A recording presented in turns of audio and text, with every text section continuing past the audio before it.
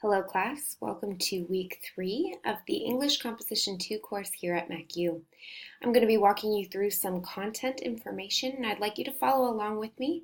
I have quite a few things that I'd like to address in this announcement, so please pay close attention as I'm going to be addressing some issues that I'm seeing surfacing in the discussion forum threads and in your essays. I'm on the announcement page here and I want you to scroll down with me to the thesis statement announcement. I'm seeing several thesis statements that are not clearly developed, which means that you lack organization in your essays. I want you to review this announcement here with all the information I have provided and make sure that you are following along so that your thesis statement is clear.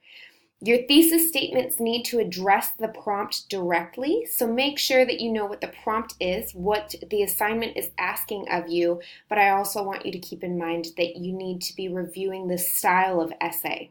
One of the common themes that I'm seeing in your essays is that you all are using first-person perspectives or point of views.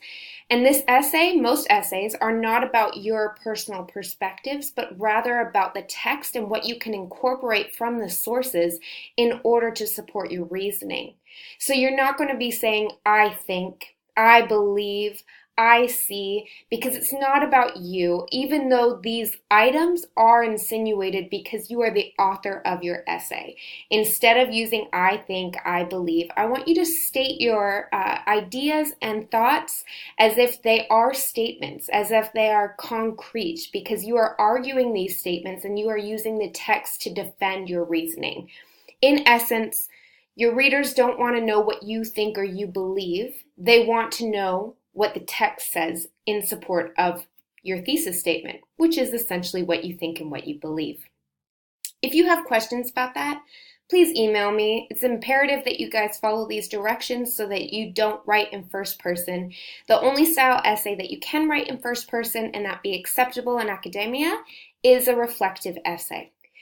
Now that I've stated that and hopefully clarified some of the questions that you may all be having in terms of the feedback you're receiving from me, I'd like to move on into the week 3 content folder. We will discuss APA format at the end of this announcement or video, so please follow along so that you guys are getting good information regarding APA format. We're in the week 3 overview folder. Please read over this. Remember that this right here highlights your APA reference, so use that format. Take a time to look over the textbook and review APA citations and references. As I'm seeing many of you are not citing in APA format, we'll cover that in just a few moments. Continuing on into the content folder, this gives you some images to look up, but then also some reading from our textbook. So follow along with these links, and we'll move right into the discussion forum threads. Your week 3 discussion 1 assignment has you looking at an iconic print advertisement. So discuss this image, analyze the image, and answer this prompt in your discussion thread. One thing that I would like to highlight, please do not copy and paste the image into the forum, as you can see here in the directions. Instead, you'll want to place a link of the image into the discussion forum, and that is true for the discussion 2 forum as well, as you will be dissecting a biblical image. Follow through with all of the questions and prompts stated here in the assignment module, but make sure that you are not copying and pasting that image into the discussion forum, as it will slow up the discussion forum. Let's get right into the analytical essay that is due for this week.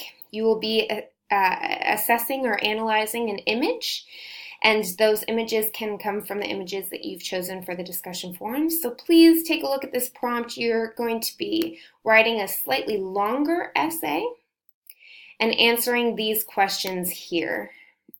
Now, your thesis statement directly addresses the prompt. I want to know how you are answering these questions here in your thesis statement. Make it clear, make it concise, 1 sentence. It doesn't need to be longer than 1 sentence because this is such a short essay.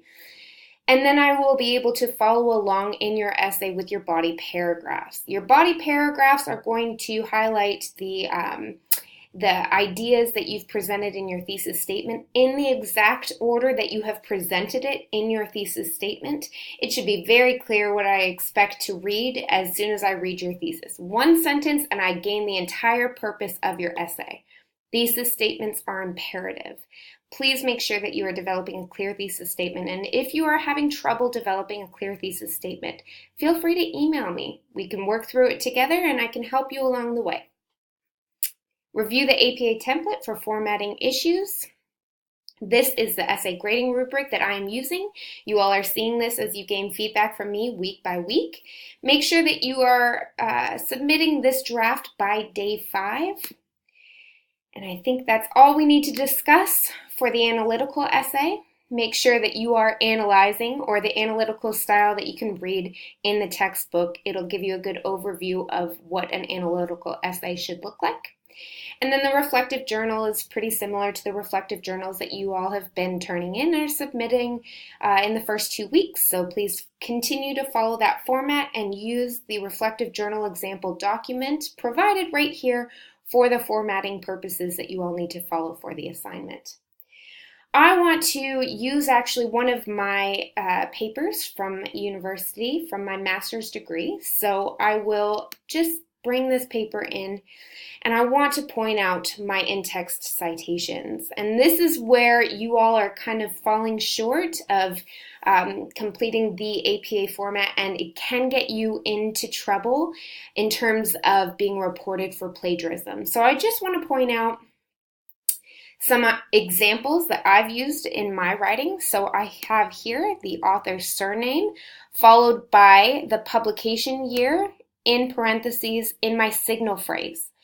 But as I move into the direct quote, I surround the quote by quotations, and then I have another parenthetical citation that includes the page number or the paragraph number if the source is divided into paragraphs, which is typical for online sources. As you can see throughout this paper, I won't keep identifying them all, but I have several parenthetical citations because everything that I borrow must be cited, or else I am plagiarizing. So you can see here another signal phrase. It doesn't have to be a signal phrase because, as you can see in this next quote here, I don't have a signal phrase. I can move directly into the quote and then offer a parenthetical citation after. The reason why I do not have a publication date in this parenthetical citation that I've highlighted for you is because the publication date for this source is already used in the paragraph. If I'm citing from the same source, then I don't need a publication date every time I cite. However, as I move to the next source, I do need the publication date. If you have questions about that, email me. When in doubt, use the publication date. As I move through here, you can see several examples of in-text citations. What I am looking for essentially will be the author's surname or surnames if there's multiple authors, or as you have online sources, you might need to be using the shortened version of the title of that source if there are no authors listed. I don't believe I have any examples in this assignment that I've submitted, but as you can see, using signal phrases. If you have questions, please let me know. You can use et al. Once you have addressed all authors within the source in that same paragraph. If you have questions, let me know. I'm happy to answer those questions via email. This has been a long announcement, so I'm going to cut the video short here. Again, if you have questions, please let me know. It's imperative that you use APA format in this class, and I don't want to be giving out zeros because you all have failed to offer APA in-text citations or an APA reference list. Email me with any questions you may have, and have a great week.